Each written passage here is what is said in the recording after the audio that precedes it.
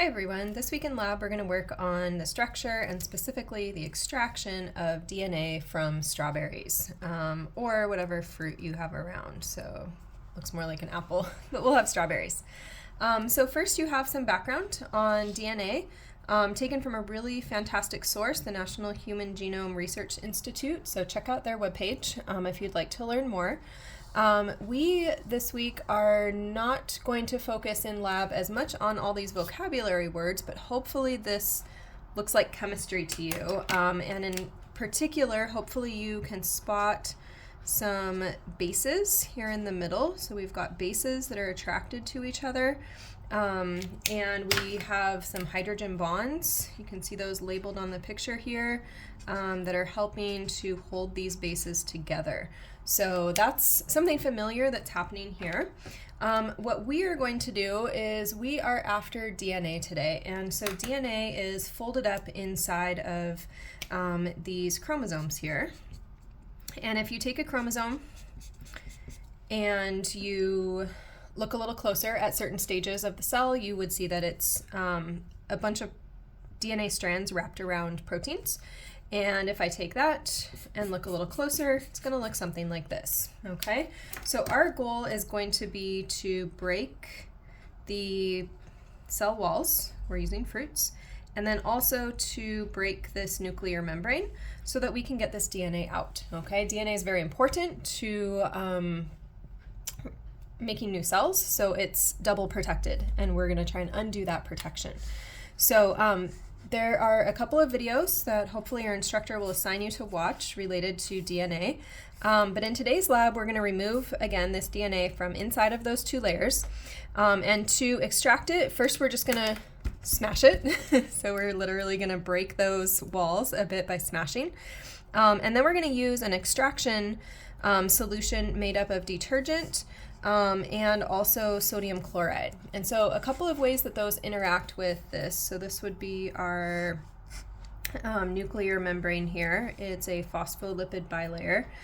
So soap molecules are a head and a tail, head and a tail. And so those heads and tails get in here and start to kind of break apart that membrane. You'll learn more about those as we continue this semester, but those soap molecules, detergent, a head and a tail, get in there and kind of break things up. And then also these heads here have charges on them. So the heads are going to have positives and negatives and positives and negatives and positive and negatives. And so if we can bring some sodium ions in there, then the sodium ions will be attracted to the negatives that are in these heads and further destabilize that membrane. That's one of the things that our salt does for us. Once we've done that, I'll draw you a little miniature sketch here at the bottom. So once we've got all those broken up strands here, this is going to be our strawberry extract, we could say. Then we're going to put some alcohol on top of that, and it's going to be very important that it's cold. And so our DNA is soluble in the water that's in our strawberry extract, but not in the alcohol. And so something cool happens at what we call the interface. Interface is where these two things meet. And so the DNA will start to clump up or solidify at that interface. And then you can reach right in, swirl it around, and pull that DNA out. So that's the gist of what you're going to be doing in the experiment. Taking a look at the next page. So we're going to work on, can we extract that DNA? And then what are some of the challenges? Okay, so we'll learn about challenges. As far as your experiment goes, you're going to want to use strawberries. Fresh or frozen is fine. Table salt, some detergent, which is just another word for soap. This is liquid soap, ideally.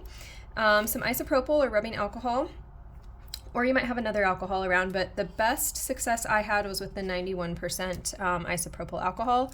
70% worked okay, and you can try some other things when you go to change some variables. Equipment, you're going to want some clear cups, plastic, glass, whatever, a measuring cup, measuring spoon, timer, spoon, Ziploc baggie, toothpick or coffee stirrer, something kind of grippy, and then 3 coffee filters. Actually, that should be 4 coffee filters. because you're going to do this experiment 4 times. Okay, so if you're doing this at home, here's a picture, and if you're doing it in lab, your instructor will give you directions in lab. As usual, very important that we stay safe.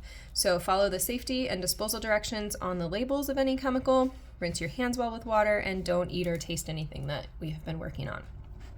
Couple references here that I used heavily. Again, this genome.gov is a great resource to go to learn more about this. So taking a look at the parts, okay, I've actually borrowed liberally from, if you go a couple pages over, this is from the genome.gov webpage. So you've got kind of pictures of how to do the experiment. So take a look at those pictures. Here are some tips for success. So I did this experiment about 20 times this week. And here are some of the tips that you might want to make some little notes onto your pictures. And if you don't want to work from the pictures, once you're ready to do part A, you can just work through these steps. So these are steps on the next page, but they're also written here. And this is going to talk you through what you're going to do. Essentially, you're going to smash your strawberry, break some of those cell walls. You're going to make an extraction fluid. You're going to add that to your baggie and smash some more, and that's going to be disrupting that nuclear membrane.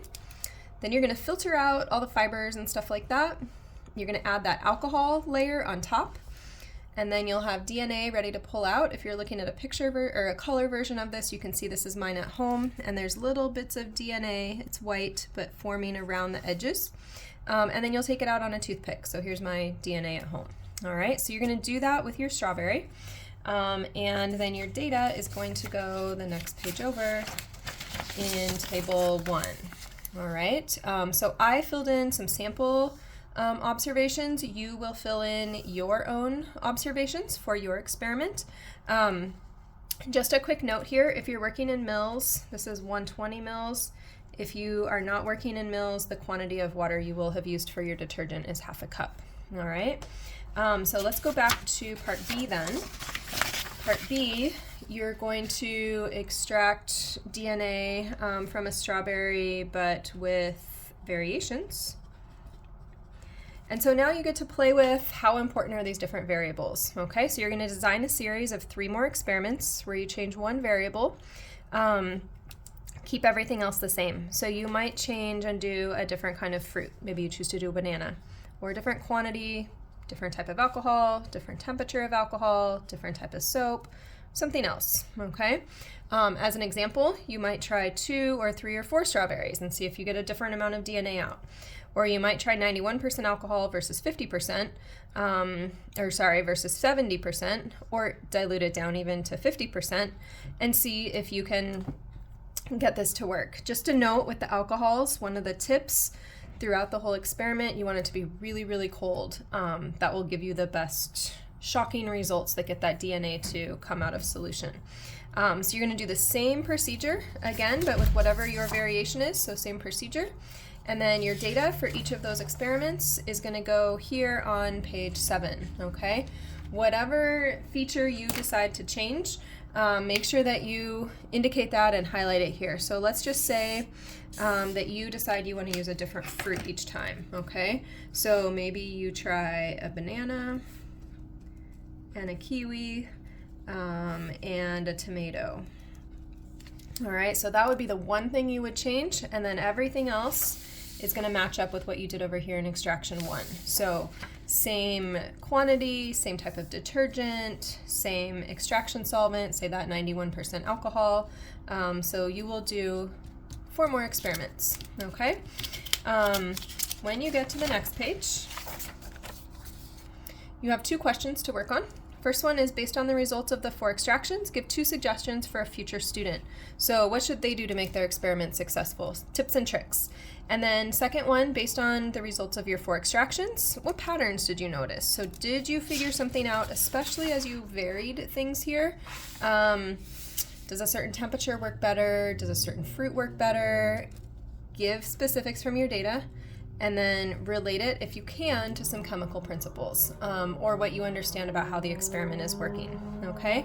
Finally, if you are submitting this As an online student, you're going to submit some pictures. So you're going to have your 4 sets of DNA so that I can see what you got to do in lab today. All right. So if you have any questions, bring them to class, and I hope you have fun extracting DNA this week.